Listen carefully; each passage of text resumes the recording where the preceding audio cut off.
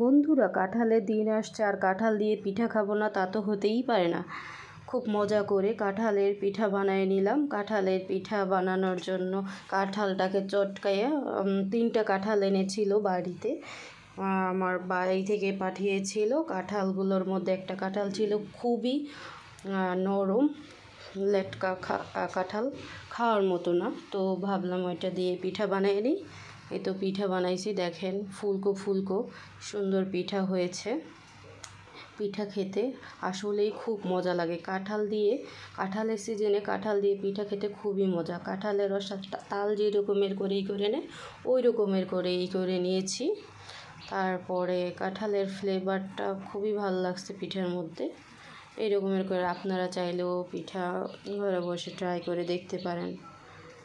পিঠা খেতে আসলেই খুব মজা লাগে। পিঠাটা খুবই ইয়ামি ও সুস্বাদু ছিল। আজকের মতো এখানে।